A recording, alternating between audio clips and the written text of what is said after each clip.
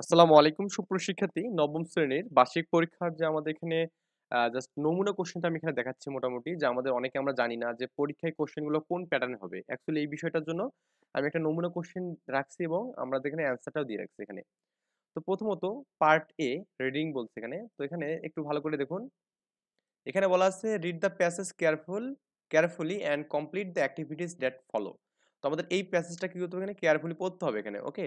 এবং আমাদের এখানে নিচের যে আমাদের এগুলো আছে অ্যাক্টিভিটিস গুলো আছে এগুলো আমাদের ফলো করতে বলছে এখানে। তো আমরা এখানে এই প্যাসেজটা প্রথমত পড়বো পরীক্ষা হলে গিয়ে। দেন আমরা এখানে choose the best answer from the activity মানে অল্টারনেটিভ। তো আমরা এখানে এই যে আমাদের এখানে এমসিকিউ টাইপের আমাদের একটা কোশ্চেন দেওয়া আছে এবং এই কোশ্চেনের সাপেক্ষে আমাদের অ্যান্সারগুলো এখানে দিতে হবে। তো আমাদের এ নাম্বার কোশ্চেনের অ্যান্সার হবে আপনার এখানে বি নাম্বারটা হবে এখানে, হ্যাঁ। Contributing to the welfare of the community and nation. তারপর আপনি এখানে একইভাবে বি নাম্বারটা দেখবেন, এখানে বি নাম্বার অ্যান্সারটা কত হবে এখানে, বি নাম্বার অ্যান্সারটা হবে আপনার এখানে পার্টিসিপেশন ইন দ্য, আচ্ছা এই জায়গায় দুই নাম্বার একটু এভাবে বলে দেই তাহলে হবে। সি নাম্বার অ্যান্সার কত হবে এখানে, সি নাম্বার অ্যান্সার হবে আপনার এখানে 2 নাম্বার, হ্যাঁ, বাই কস্টিং, হ্যাঁ, বাই কস্টিং আমাদের এখানে এটা আর কি। আবার ডি নাম্বার অ্যান্সার কত এখানে, ডি নাম্বারের অ্যান্সার হচ্ছে আপনার 3, হ্যাঁ, ডি এর 3 হবে এখানে, এই যে বাই রিপ্রেজেন্টিং। আচ্ছা, তারপরে ই নাম্বারের অ্যান্সার হচ্ছে কি হবে এখানে, ই নাম্বার হচ্ছে আমাদের কি এখানে ট্রাভেলিং, হ্যাঁ, ফ্রিকোয়েন্সলি। এই আমাদের 4 নাম্বারটা ই নাম্বার অ্যান্সার হবে এখানে। আই থিঙ্ক বুঝতে পারছেন ব্যাপারগুলো এখানে। আবার বি নাম্বার কোশ্চেন বলছে এখানে right answer to the following question. তো আমাদের এখানে এই 5টা কোশ্চেন আছে, এই কোশ্চেনগুলো আমার পড়তে হবে এবং কি আমাদের এখানে অ্যান্সার করতে হবে এখানে। তো এই তো আমাদের এখানে প্রত্যেকটা কোশ্চেনে 2 মার্ক করে 5 দুগুণে 10 মার্ক এখানে ডিস্ট্রিবিউশন করা আছে। এবং পরেরটা বলছে এখানে সি নাম্বার কোশ্চেন। তো আমাদের এই কোশ্চেনগুলো অ্যান্সার কিন্তু আমি দিয়েছি এখানে, যে বি নাম্বার অ্যান্সারগুলো এখানে দেওয়া আছে দেখুন, এখান থেকে একটু পড়ে নেবেন, ওকে, একটু নোট করে নেবেন এই অ্যান্সারগুলো। আচ্ছা, এবার বলছে C number below the table with column, 2 column আর কি। In the left column are words from the passage and in other right columns are the definition. Match is other words with the correct definition by writing the corresponding letter in the space provided.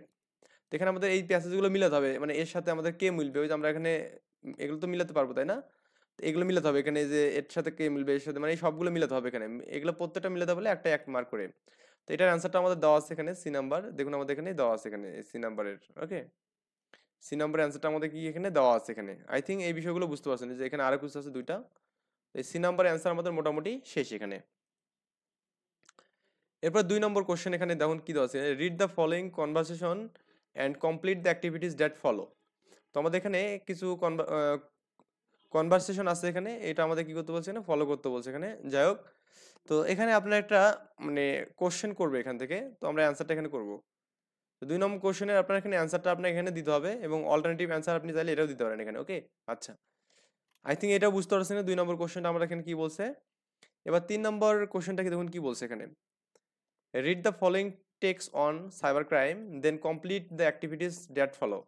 তো আমাদের cyber crime নিয়ে আমাদের এখানে কিছু বলা আছে, এখান থেকে আমাদের এখানে যে এই অ্যাক্টিভিটিগুলো পূরণ করতে হবে, যেমন complete the following table writing effect and the preventive measure and respective, হ্যাঁ, রেসপেক্টিভ কলাম। তো আমাদের এখানে একটা হ্যাকিং নিয়ে কথা আছে, তো এখানে এর ইফেক্টটা কেমন হবে এবং কি প্রিভেনশন মেজারটা কেমন হবে এখানে, এটা আমরা গ্যাপগুলো পূরণ করতে হবে। তো এই যে আমাদের এখানে এই যে আমাদের এই কোশ্চেন 3 নম্বর কোশ্চেনের অ্যান্সারগুলো এখানে দেওয়া আছে দেখুন। হ্যাকিং বিষয় এখানে বলা আছে, হ্যাঁ। তো ডাটাবেস লস্ট সেনসিটিভ, তারপর এখানে কি ইনফরমেশন, এই বিষয়গুলো আমাদের ইফেক্টিভ হতে পারে এখানে, ওকে।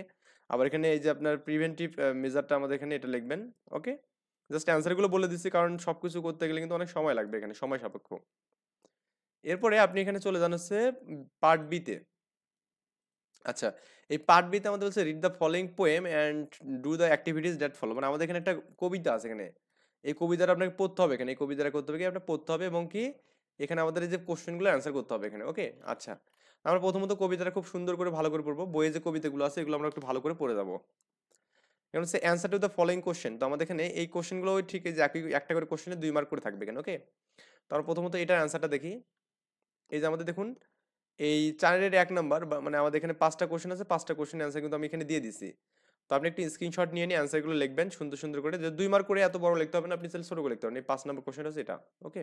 আচ্ছা, এই ছিল বিষয়াদি। এরপরে আমাদের বলছে read the poem again and identify 3 metaphor and the two similars used in the poem, okay, then explain the purpose of this use। মানে আমাদের এখানে এই বিষয়ে আমাদের এখানে 3টা কি মেটাফর এবং কি দুইটা সিমিলার ইউজ ইন পোয়েম, মানে আমাদের সিমিলার ইউজিং পোয়েম করতে বলছে।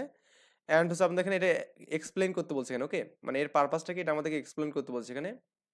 সো এই তো আপনার এখানে এটার কোশ্চেন হচ্ছে 4-এর বি না এটা, হ্যাঁ 4-এর বি। 4-এর বি এর আমাদের এখানে কোশ্চেনটা আছে এখানে, এই যাতে আমাদের কোশ্চেনের অ্যান্সারটা আছে এখানে, ওকে। আপনি চাইলে এখান থেকে ওই অ্যান্সারগুলো আপনি এখান থেকে টুক করতে মানে নিতে পারেন আর কি, ওকে। আচ্ছা, এরপরে 4-এর সি নাম্বারটা বলছে এখানে read the poem again and the express your feelings, মানে এই কবিতাটা পড়ে আপনার ফিলিংসটা কি এটা আপনার এখানে লিখতে বলছে, এটা 10 মার্ক। তো এখানে আমার যে কবিতা রাজা আছে এখান থেকে আমি এই সাপেক্ষে এই মানে এটা ফিলিংসটা মানে আপনি যেটা পড়ে যেটা বুঝবেন সেই সাপেক্ষে আপনি এখানে দেবেন আর কি এখানে, তাহলেই হয়ে যাবে, ওকে। আচ্ছা, এবার হচ্ছে আপনার এখানে রাইটিং অংশে আমাদের কি আছে দেখুন তো এখানে, এই যাতে আমাদের এখানে 5 মার্কের যে কোশ্চেনটা আছে 5 মার্কের 5 থেকে 7 এই দুটো অংশ এখানে। Now write a paragraph on the key significant of the cultural heritage of Bangladesh, okay. এই বিষয়ে আমাদের কি করতে হবে এখানে একটা প্যারাগ্রাফ লিখতে বলছে এখানে, ওকে। সো এই তো আমাদের এখানে একটু হালকা হিস্ট্রি মিস্ট্রি কিছু দেওয়া আছে, মানে এখানে মেইন কিওয়ার্ডগুলো দেওয়া আছে এখানে, এই সাপেক্ষে লিখতে বলছে। তো মোটামুটি আপনি এটা নিজের মতো করে লিখে নেবেন বা অনলাইন থেকেও নিতে পারেন, এখানে সমস্যা নেই। তো ওকে, এই ওয়ার্ডগুলো আমাদের কিন্তু এই মেইন টপিকগুলো থাকতে হবে কিন্তু এখানে, ওকে। আচ্ছা, আমাদের কি মানে মানে আমাদের যে the paragraph should start with the topic sentence, মানে একটা মানে ওই সেন্টেন্স নিয়ে অবশ্যই কি স্টার্ট করতে হবে এখানে। আবার এখানে কি বলছে এখানে the paragraph should focus on the single idea or the theme, হ্যাঁ, একটা সিঙ্গেল আইডিয়া নিয়ে এটা প্যারাগ্রাফটা লিখতে বলছে। যাই হোক, এগুলো আপনি পড়লে বুঝবেন। এই 6 নম্বরটা যেটা বলছে আমাদের এখানে বলছে, এই 6 নম্বরটা আমাদের একটু বড় আর কি, ওকে। তো এই 6 নম্বরের যে কোশ্চেনটা আছে এই কোশ্চেন আমরা অ্যান্সারটা দেখি। তো অনেকগুলো আমাদের সেক্টর মেক্টর আছে এখানে, 6 নম্বর তারপরে 7 নম্বর আছে, তো 6-এর অ্যান্সারটা আমি দেখতেছি এখানে। তো এখানে এই যে 6 নম্বরের অ্যান্সারটা এখানে আপনার যে বইটা আছে এখানে বইয়ের দেখবেন যে এখানে কোশ্চেন নাম্বার 6 পাবেন এটা।